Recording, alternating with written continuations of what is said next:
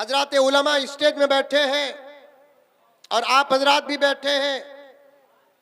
एक वाकया सुनो, ये कोई किताबी वाकया नहीं। किताबी वाकया अगर होता तो मैं उलमा को तवज्जो न दिलाता, क्योंकि मेरे से पहले वो पढ़ चुके होंगे। अभी मैं करीब में महाराष्ट्र गया था, गांव का नाम लेता नहीं। उस्मान ने मुझे कहा कि गांव का नाम न लेना। जब मैंने उनकी बात को बयान में करने की इजाजत मांगी, उस्मान ने कहा मेरी जिंदगी तक मौलाना आप गांव का नाम भी बता नहीं सकते, मेरे बेटे का नाम भी बता नहीं सकते। महाराष्ट्र को गया मैं अभी करीब में, तकरीबन 1 महीना पहले जलसा हुआ, रात में क़ियाम हुआ, नाश्ते की दावत एक मुफ्ती साहब के घर में थी, बच्चों के खाने, दुश्मन की ताकत, समंदर की मछली पर बात आ गई। उन्वान याद रखना, आगे बढ़ने को और मौका नहीं, शायद किसी की दुआ कबूल हो गई। मुझे भूख लग रही है। मुस्तजाबुद दावत भी हैं भगवानपुर में, अल्लाह करे जरूर दुआ कबूल होगी। कभी दुआ से मायूस नहीं होना। ला तक़नतू मिन रहमतिल्लाह। बाज लोग बोलते हमारी दुआ भी अल्लाह कबूल करता क्या हजरत? फिर तुम्हें किसके बंदे? वलियों का खुदा जो है वही खुदा आपका भी तो है, हमारा भी तो है। नबियों का जो अल्लाह है वही अल्लाह हमारा भी तो है।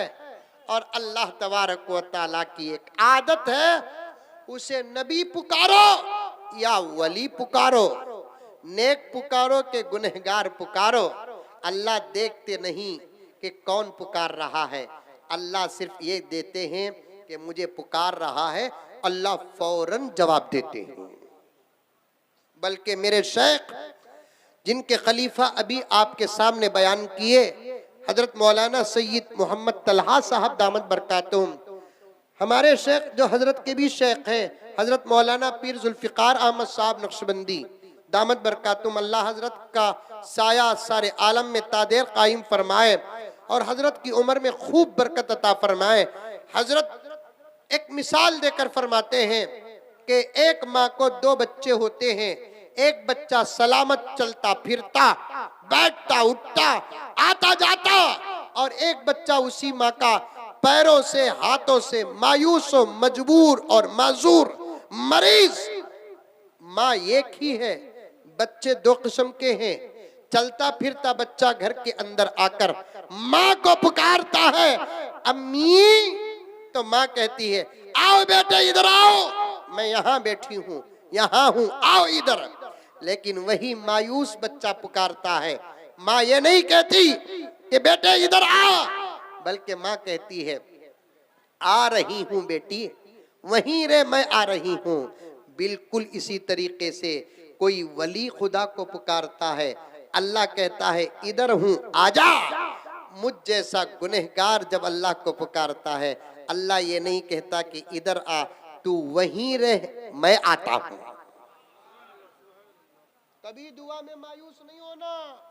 मैं सच कहता हूँ मेरे प्यारो, मेरे प्यारो, खुदा की कसम, ये जितने हमारे दुश्मन है ना, हाथों में पावर रखकर हमारे साथ मुकाबला करने की बात करते हैं, इनके जवाब में हमको खत्म करने के लिए इनको वेपन्स और हथियार उठाना पड़ेगा। उनको खत्म करने का अगर हम इरादा करके रात के अंधेरे में 2 हाथ उठा लिए तो सुबह को इनका एड्रेस नहीं होगा। सच्ची बात है, सच्ची बात। दुआ में जो असर है वो असर किसी हथियार में है। गर्ज आगे बढ़ेंगे। महाराष्ट्र गया था, रात में प्रोग्राम था, 3 दिन का प्रोग्राम था। उलमाए किराम तवज्जो चाहता हूँ, हमारे बच्चे भी जो आए तवज्जो चाहता हूँ, आप लोग भी तवज्जो से सुन रहे नहीं, आपको समझ में आ रही है बात मेरी? 10-15 मिनट में बात खत्म करता हूँ, क्योंकि 10:30 हो रहे हैं और आगे गुजरना नहीं है। अच्छा, ऐसे ही मजाक किया मैंने। अच्छा, वो पीएम की बात और ये पीएम की बात में जमीन आसमान का फर्क है। अच्छा सुनिए बात, महाराष्ट्र गया था, 3 दिन का प्रोग्राम था। पहले दिन प्रोग्राम किया, रात क़ियाम किया, सुबह को एक मुफ्ती साहब के घर में हमारी नाश्ते की दावत थी। मैंने मुफ्ती साहब के घर नाश्ते को गया, तो नाश्ते से फारिग होने के बाद मुफ्ती साहब ने मुझे तन्हा कमरे में बिठा लिया और दूसरे लोगों को भेज दिए। और से सुनना, पर्दे में औरतें भी आई हैं, आज आई हैं, कहाँ बैठती हैं, कहाँ सुनती है पता नहीं। अभी मैं वहां से आ रहा था टू व्हीलर में, देख रहा था कि जितना मजमा यहाँ बैठा है इसका 3 गुना ज्यादा मजमा बाहर है। हमने जलसों का यह हाल बना रखा है। जवान जवान बच्चियां, जवान जवान लड़कों के बीच बीच से गुजर रही है, हया का यह हाल बना रखा है, शर्म का यह हाल बना रखा है। और फिर इंतजार इस बात की कर रहे हैं कि कब हमारी मदद के लिए आसमान से जिब्राइल उतरेंगे।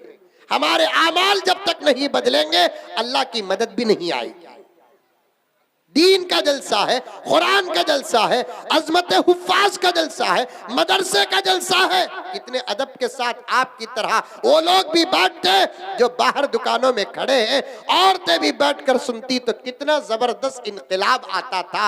आज की ऐसी मजलिसों में बैठना भी इंशाअल्लाह ताला बरकत भी है, सबबे नजात भी है। औरतें सुनो,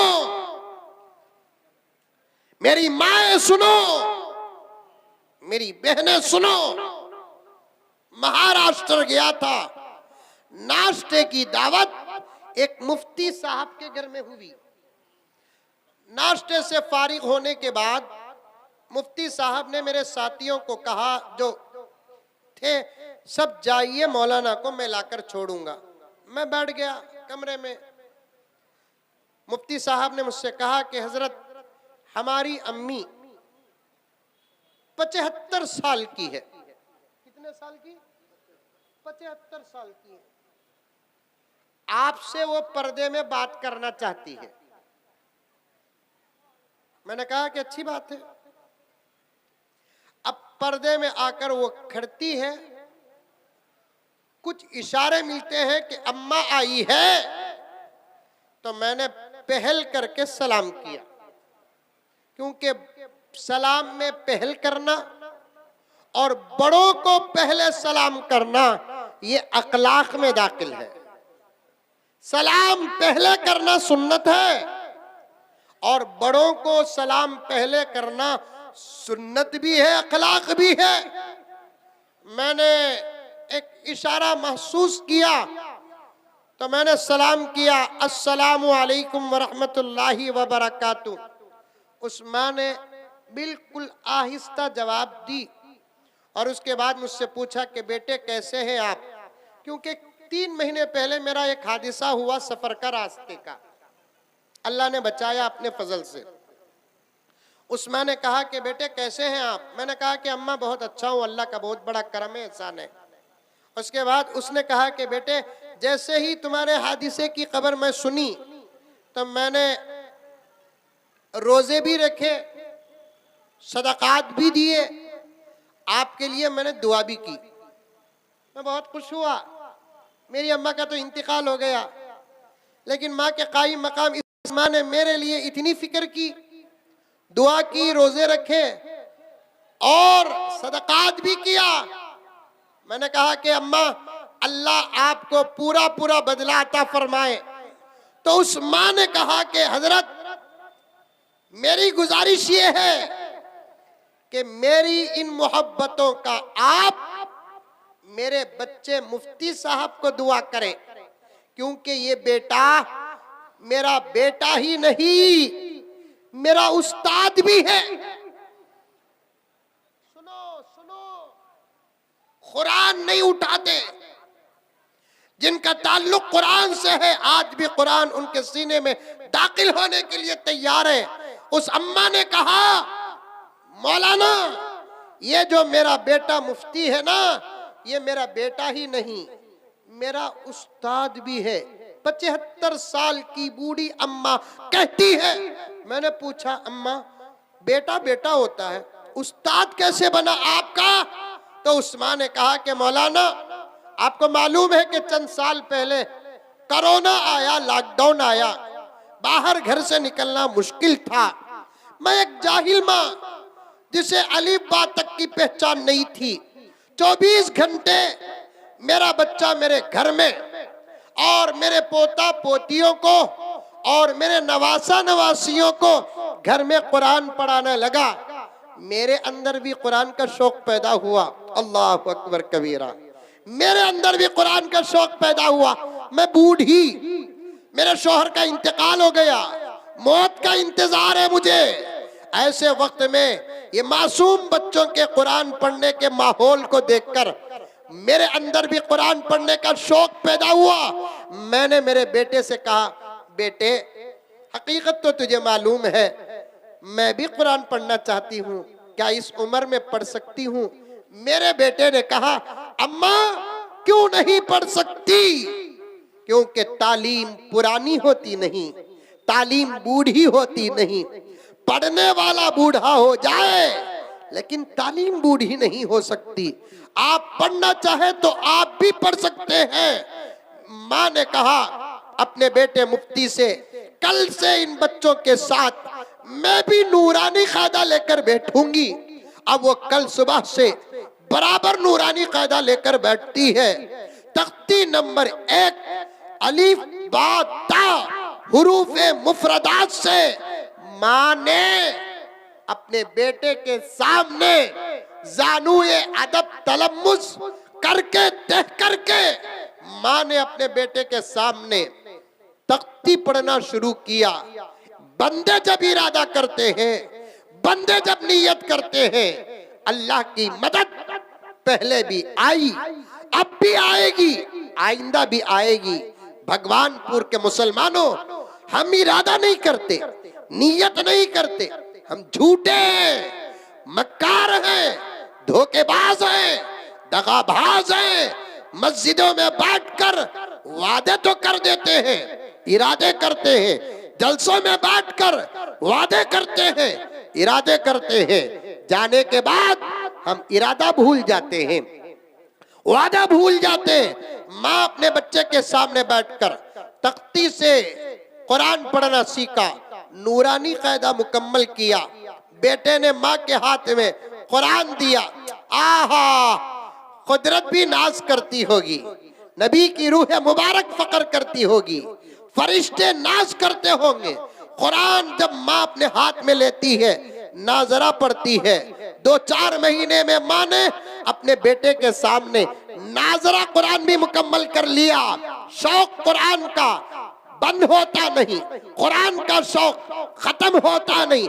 ला तशबअ बिहिल उलमा, मेरे नबी ने कुरान की तारीफ करते हुए फरमाया, ये अल्लाह का वो कलाम है जिससे उलमा सैर होते नहीं। पढ़ते हैं तो दिल कहता है पढ़ते जाओ, पढ़ाते हैं तो दिल कहता है पढ़ाते जाओ, समझते हैं तो दिल कहता है समझते जाओ, समझाते हैं तो दिल कहता है कि समझाते जाओ। ये वो समंदर है जो आज भी गोता लगाता है तो गोता लगाने वाला मोतियां निकालता है। मेरे आका ने और एक जगह पर फरमाया, ला तनक़ज़ी अजाइबुहु, इसके निकात कभी खत्म नहीं होंगे, इसकी मोतियां कभी खत्म नहीं होंगे। क़यामत तक कुरान का फायदा इंसान और मुसलमान पाता रहेगा। माँ ने अपने बच्चे से कहा, बेटे कुरान तो मुकम्मल हो गया, अब मेरा शौक हो रहा है, वो भी 75 साल, 4 साल अगर कैंसल करेंगे 70-71 साल की उम्र में माँ कहती है कि बेटे मैं तो कुरान नाजरा पढ़ना भी सीख ली, अब मेरी ख्वाहिश है मैं कुरान याद करना चाहती हूँ। कह दो सुभान अल्लाह, मैं कुरान याद करना चाहती हूँ। क्या बेटे मुझे कुरान याद भी होगा? अल्लाह ताला का कलाम मुफ्ती साहब पढ़कर सुनाते हैं, अम्मा क्यों नहीं होगा याद, क्यों नहीं होगा याद?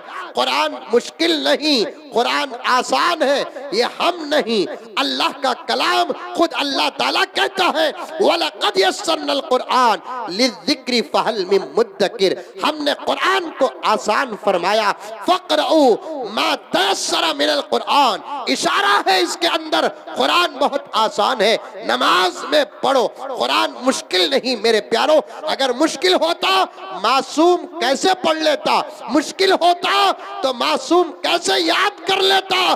कुरान आसान है, पढ़ना आसान है, याद करना आसान है, समझना आसान है, समझाना आसान है, कुरान के फरमान पर चलना आसान है, अमल करना आसान है। हम मुश्किल समझ गए, हम मुश्किल समझ गए, हम मुश्किल समझ गए।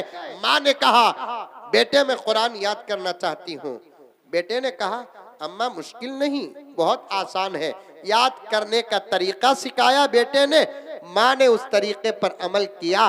2 साल 8 महीने की मुख्तसर सी मुद्दत में वो 70-75 साल की अम्मा कुरान पाक को मुकम्मल याद कर लेती है। नारे तकबीर, कुरान का दामन, नारे तकबीर। 2 साल 8 महीने की मुख्तसर सी मुद्दत में वो 70-75 साल की उम्र की माँ पूरा कुरान याद कर लेती है। आगे का जुमला भी सुनो, इंशाअल्लाह शौक में इजाफा होगा। उस माँ ने कहा, मेरे कान ने सुना, डायरेक्ट किताबी वाकया नहीं, सुनी हुई बात नहीं, डायरेक्ट सुनी हुई बात। उस माँ ने कहा कि हजरत अल्हम्दुलिल्लाह लॉकडाउन में मैंने कुरान याद करना शुरू किया, 2 साल पहले मैंने कुरान मुकम्मल किया। अल्लाह का करम है, नबी का सदका है, 2 साल से रमजान में मैं अकेले नमाज पढ़ती हूँ तरावी की। अल्हम्दुलिल्लाह तरावी में मैंने मुकम्मल कुरान पाक मुकम्मल करती हूँ। पढ़ो प्यारो, पढ़ो, अपने बच्चों को पढ़ाओ, मदरसे आबाद करो, उलमा का हुफ्फाज का इकराम करो।